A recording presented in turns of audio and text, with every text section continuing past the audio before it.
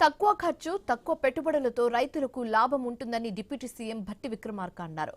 సిరిసిల్ల జిల్లా గంభీరావుపేటలో compressed biogas plant కు భూమి పూజ చేశారు. ఆయన మంత్రులు తుమ్మల నాగేశ్వరరావు, శ్రీధర్ బాబు, పొన్నం ప్రభాకర్ పాల్గొన్నారు. అభివృద్ధి చెందిన దేశాలతో పాటు మన దేశం కూడా చూస్తుందని తెలిపారు. మనం ఏ రకంగా పంటలు పండిస్తున్నామో అదే రకంగా వాయువు కాలుష్యాన్ని కాపాడాల్సిన బాధ్యత ఉందని చెప్పారు. ఎక్కువగా ఆదాయం కోసం ప్రత్యామ్నాయ పంటలపై ఆలోచన చేయాలని భట్టి విక్రమార్క పేర్కొన్నారు.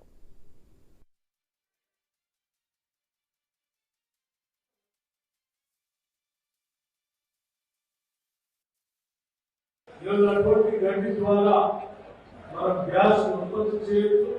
ఆ గ్యాస్ ద్వారా ఆదాయాన్ని కూడా తీసుకుని రావచ్చు.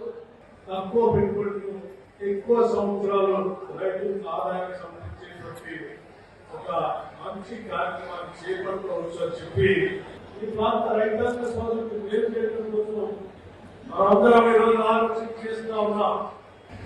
ఎనర్జీకి సంబంధించి గ్రీన్ ఎనర్జీ కోసం పెద్ద ఎత్తున కేవలం మనమే కాదు ప్రపంచం ఆలోచన చేస్తాం.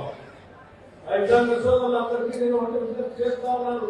ఈ ప్రకృతి మనది, ఈ వాతావరణం మనది. మరి ఏ రకంగా అయితే పంటలు పండిస్తా ఉన్నామో అదే రకంగా సమాజానికి